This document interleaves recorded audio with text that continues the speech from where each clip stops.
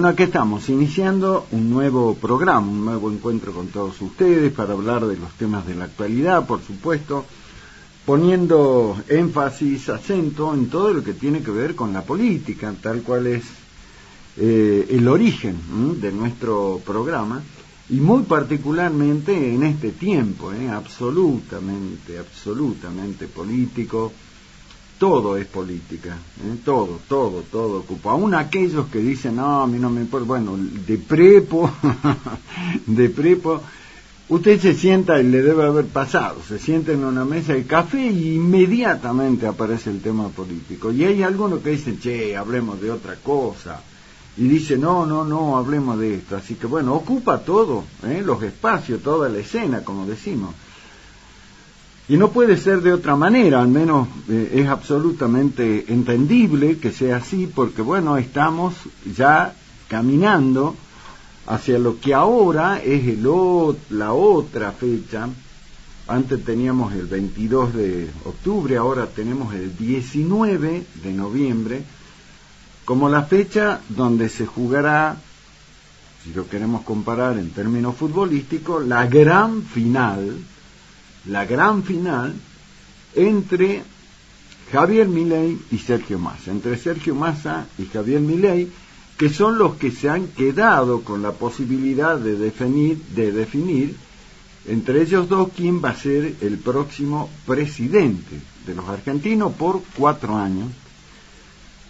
Y hay un camino que es corto en tiempo, digamos, si uno lo mira en tiempo y dice, che, ¿cuánto falta para el 19 de noviembre? Y dice, bueno, falta bastante, menos de un mes, sí, pero es corto el tiempo, pero a la vez es como muy largo, ¿no? Por todo lo que sucede. ¿Por qué? Porque en este escenario de balotaje, donde únicamente van a definir entre 2 candidatos, ya no 5 como fue en la general, y hay una carrera, por así decirlo, entre Unión por la Patria, o Sergio Massa, y Javier Milei, o La Libertad Avanza, por ver, bueno, cuál va a ser la estrategia que cada uno de ellos va a desplegar para ver de qué, de ir, como se dice, a cazar. Hay que ir a cazar con Z, hay que ir a pescar en las piletas que hasta entonces no estaban en sus planes. ¿Cuál es la pileta en la que hay que ir a pescar votos? En la de Juntos por el Cambio, particularmente porque fue quien ocupó el 3er lugar, y este resultado del balotaje, al dejarlo afuera de la competencia, y bueno, hace que ese importante caudal de votos que consiguió Juntos por el Cambio a través de Patricia Bullrich, que si bien es cierto no le alcanzó para llegar al balotaje, pero es una cantidad muy importante de votos, y ese es el botín, ese es el premio mayor al que van a buscar Milei por un lado y Massa por el otro. Por eso es que estos días van a ser tan intensos en ese sentido. Y vemos cómo en un día, prácticamente hora tras hora, va cambiando la información de esto. ¿Por qué? Porque tanto Milei como Massa le están pidiendo definiciones a dirigentes de Juntos por el Cambio, del PRO, de la Unión Cívica Radical, y hay algunos que ya se van expresando, ya se van manifestando de manera pública con respecto a qué van a hacer, qué van a apoyar. Lo primero que hay que decir con esto, al menos para mí, es lo siguiente. Antiguamente, no hablamos de mucho tiempo atrás, hablemos cuando se recuperó la democracia, ahora el 30, vamos a cumplir 40 años. Era prácticamente una cuestión casi lógica. Todo el mundo entendía que debía ser así, que si alguien tenía una pertenencia partidaria, porque se había afiliado a un partido político, en el año 82, 83 particularmente, cuando se recupera la democracia, y era lógico que quienes conducían esos espacios políticos, llámese peronismo, Unión Cívica Radical, el partido intransigente que estaba en ese momento de moda, no de moda, estaba vigente. Bueno, los conductores de esos espacios políticos decían, hay que votar por fulano de tal. Eso fue histórico. Cuando Perón estaba proscripto, el general, y vivía en Puerta de Hierro, en España, iban, no había celulares, no había comunicación satelital, entonces iban los correveidiles, los enviados, que se mandaban a Puerta de Hierro a hablar con Perón, y Perón de allá daba la orden y decía, los peronistas tenemos que votar a fulano de tal. Así llegaron algunos presidentes, como Frondizi, por ejemplo, porque el que conducía el espacio político decía, votamos por fulano de tal, y ahí votaban todos.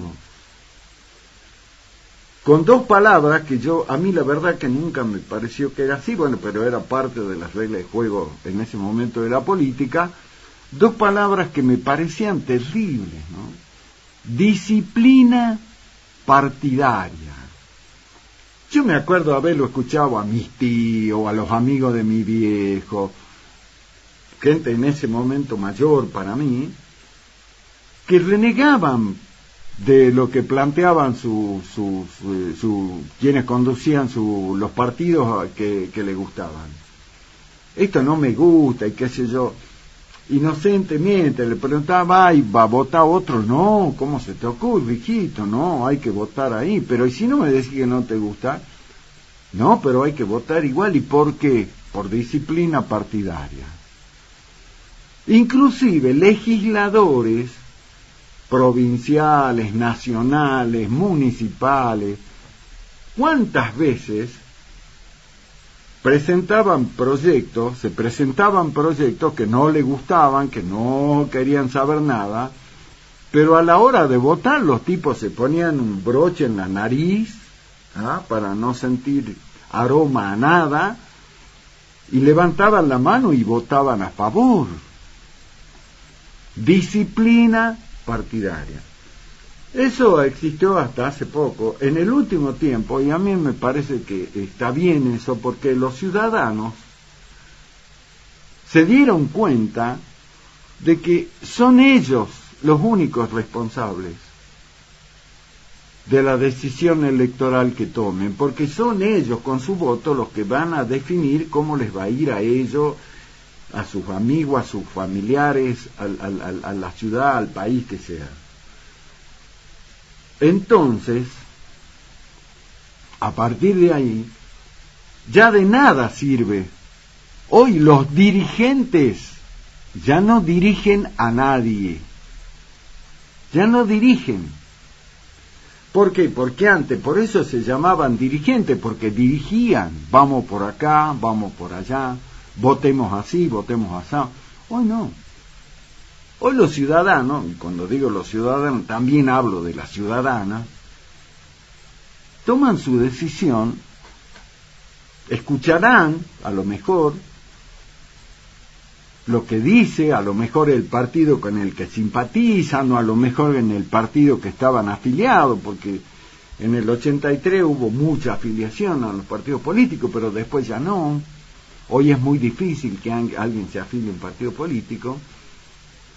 Y escuchan a lo mejor lo que dice, pero a la hora de definir, y entra al cuarto oscuro y dice, ¿y a mí qué me importa que el partido que me gusta, o el que me afilié allá y nunca más supe nada, me digan que vote por tal o por cual? Y vota de acuerdo a lo que quiere. Y ahí está la verdadera libertad, el ejercicio ciudadano, ¿no? La responsabilidad ciudadana de la que hablo muchas veces. Por eso es que hoy no importa tanto, en este caso del balotaje, volvemos al balotaje. Hoy la decisión hay que tomarla por apoyar a Massa o a Milei o a Massa el 19 de noviembre. Entonces, hoy, tanto como dije hace rato, tanto Massa como Milei han salido a cazar, o están saliendo a cazar, con Z, a cazar voluntades, a cazar votos. ¿Y a dónde tienen que ir a buscar? Y como digo, tienen que ir a buscar en esa pecera, tienen que ir a pescar ahí en donde esos peces han quedado a la deriva. ¿Por qué? Porque no tienen su principal candidato, quedó afuera. ¿Y qué tienen que hacer para eso? Y tienen que buscar la manera de convencerlo, de seducirlo, ¿eh? Hay que seducirlo a esos ciudadanos. Y ahí está la tarea hoy, por eso digo hoy, en este momento, tanto Massa como Milei están en eso. Cuando apareció el escenario de balotaje, recién creo yo que ahí, recién Milei tomó conciencia de que se había ido muy lejos con el tema de la crítica a lo que él llamó la casta. Se dieron cuenta que ya no habla de la casta. La palabra casta no se le caía de la boca a Milei. Permanentemente, cualquier entrevista que le hacían en la radio, en la televisión, las declaraciones que hacían los diarios, la palabra casta, porque la casta hay que terminar con la casta, porque la casta, porque la casta, porque la casta. Hoy ya la palabra casta no existe en su diccionario. Creo que Milei se dio cuenta, para mí, veremos si no es demasiado tarde, yo creo que sí, pero bueno, es una opinión. Yo creo que Milei se dio cuenta tarde que cargó demasiado con esas descalificaciones y esos ataques hacia la dirigencia política tradicional. Porque seguramente alguien le habrá hecho entender a él que él iba a ganar en primera vuelta y que no iba a tener necesidad de buscar ningún tipo de consenso, de acuerdo o de apoyos, más que con la gente que lo votaba en primera vuelta, porque si ganaba Milei en primera vuelta, ¿qué le importa el tema de la casta? Podría haber seguido insultando la casta y todo lo demás, total, ya había ganado.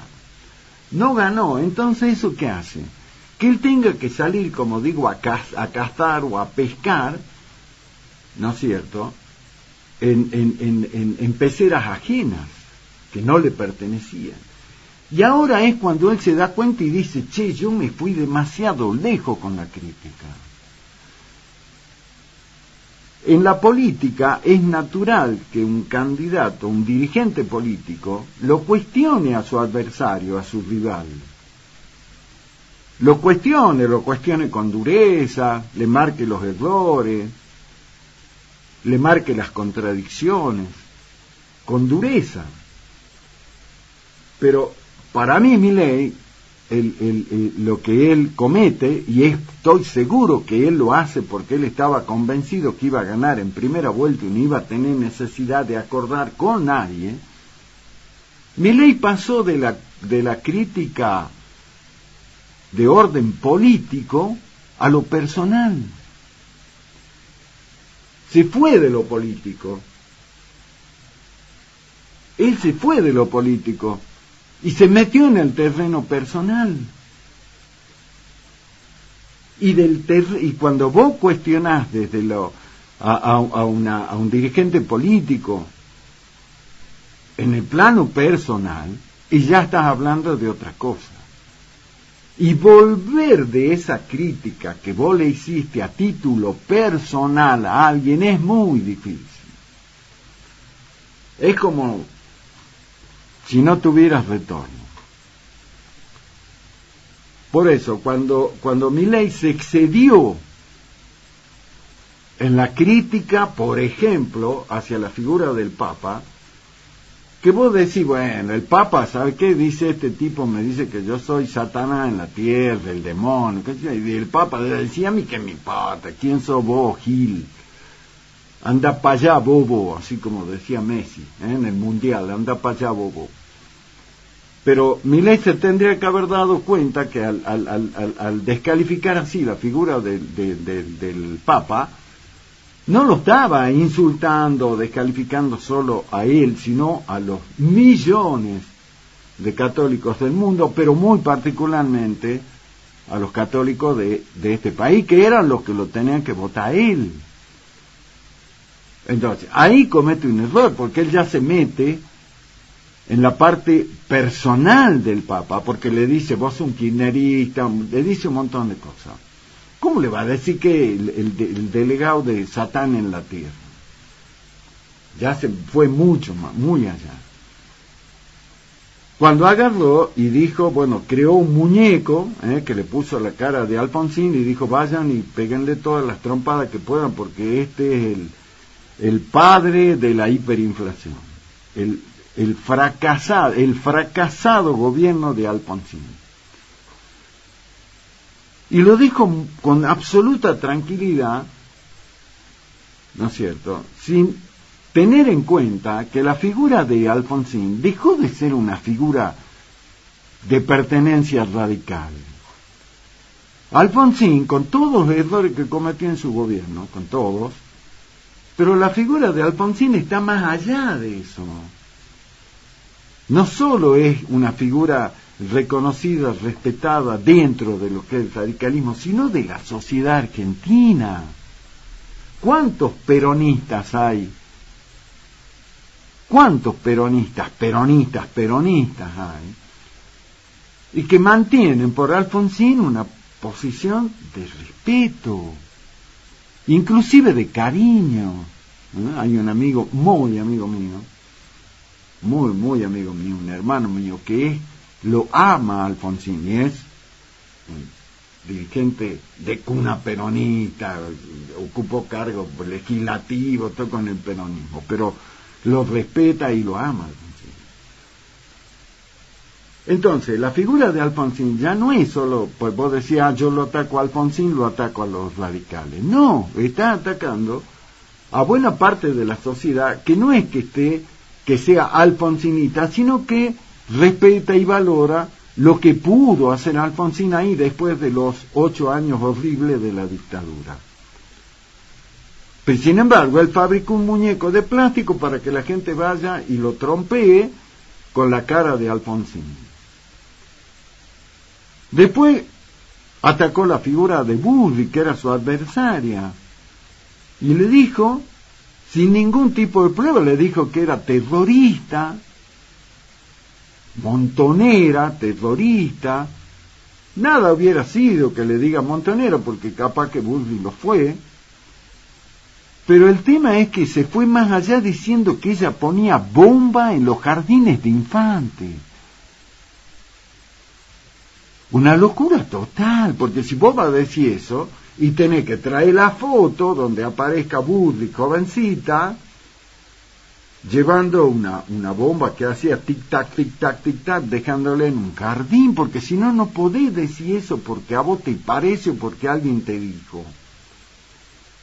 Y ahí ya te metiste en el terreno personal de Bullrich, porque ahí le estás diciendo que es una HDP, que no tiene ningún valor por la vida, menos aún por los chicos. La atacaste en todos los planos. Y en el cierre de su campaña, ¿quién le habrá dicho? Por eso digo, yo estoy seguro que él estaba convencido que ganaba en primera vuelta y que no iba a tener necesidad de salir a buscar apoyos afuera de nadie, porque hacía cantar el que no salta es radical. Como si eso te fuera, no sé, el que no salta es un degenerado, el que no salta es un terrorista, el que no salta es un asesino, es un chorro. Nada, como si ser radical lo usó Milei como una palabra para descalificar a alguien. Los cálculos que hicieron le falló, porque en la general terminó perdiendo la elección con Massa. Perdió una importante cantidad de puntos. No perdió él, sino que subió Massa y él se quedó con lo que tuvo en las PASO, no creció más. Y ahora, como la necesidad lo obliga a salir a buscar acuerdos, entonces ahora, muy livianamente, dice, bueno, yo la convocaría a Burri para que sea ministra de Seguridad, porque hizo una buena gestión cuando fue ministra de Macri. ¿Cómo va a decir eso si antes decía que era un desastre? Terrorista, bomba en los jardines de infantes. ¿Cómo pretende hoy que los radicales te apoyen cuando vos le hiciste sonar la trompa de un muñeco de plástico o de goma con la figura de Alfonsín y después insultando a manera de insulto decir que no salta en un radical? Encima de todo eso, no pidió disculpas, porque no sé si sirve o no, yo creo que siempre vale pedir disculpas, más allá de que te acepten o no, pero creo que por ahí se empieza. Y no pidió disculpas. Y hoy está cazando con Z y pescando ahí en esa pecera de lo que es Juntos por el Cambio. Juntos por el Cambio, lo dije ayer cuando analizábamos el escenario con Tito y con Pancho de Vita acá en 7PM, creo que cada hora que pasa y los hechos, las declaraciones que hacen los dirigentes de Juntos por el Cambio dan la razón, ¿no?, de lo que yo sostuve desde el mismísimo lunes a la mañana, cuando ya teníamos el tema de los resultados electorales. Sostuve entonces y lo reafirmo y lo reafirmaré más adelante con mayor datos concretos, que para mí Juntos por el Cambio, tal cual como lo conocimos, desapareció, ya no existe.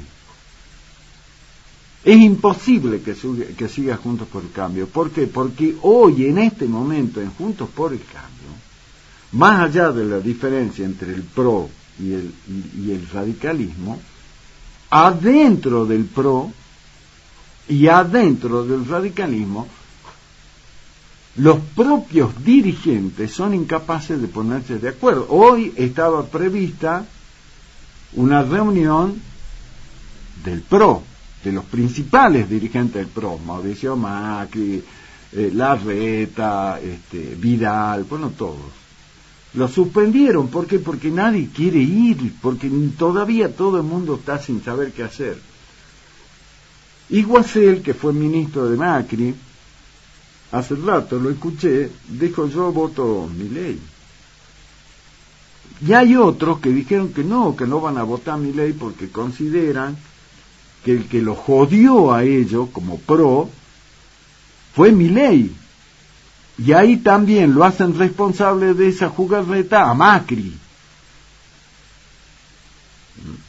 Porque hay quienes sostienen que Macri la usó a Patricia Bullrich para fundirlo a Rodríguez Larreta, de hecho lo consiguió, y que después lo usó a Milei para fundirla a Bullrich. Entonces, están todos peleados, el hormiguero pateado, como decimos acá. En el radicalismo ni hablar. En el radicalismo para mí hay tres, llamarle vertientes o tres líneas. La línea histórica, que son los que llaman a la abstención,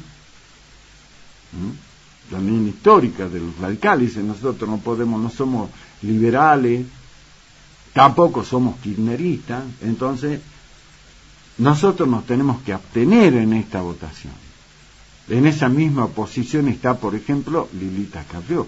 Pero hay otros dirigentes radicales que están a favor de que el radicalismo, por una cuestión del campo popular, nacional y popular, y hay que apostar a los primos, que son los peronistas, y en este caso votemos a Massa, dicen.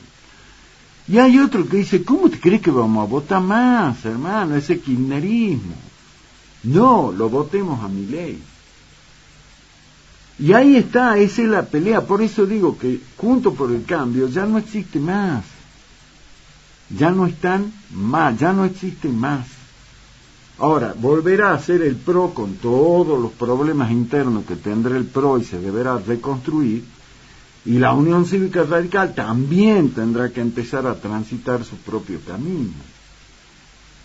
El mensaje que me mandan mis amigos radicales de acá, que pertenecen, digo yo, a la línea histórica, que es el radicalismo, me dice, tenemos que volver a recuperar las banderas del partido, del radicalismo, y tenemos que salir a luchar contra el régimen falaz y descreído, y utilizan esas palabras que se utilizaban allá en los 80, o antes, mejor dicho. Tenemos que luchar contra la corrupción, esa es la misión del partido. Ni Milei ni Massa representan los valores de nuestros mayores, tampoco los representaba el PRO. Y cierran diciendo, seguiremos siendo tan imbéciles, y llaman a la abstención. Un sector del radicalismo de acá, esto me lo manda dirigentes radicales de acá de Salta, que los conocen ustedes, algunos fueron legisladores. No podemos estar ahí. Y entonces ese es el tema, ese es el escenario que tenemos.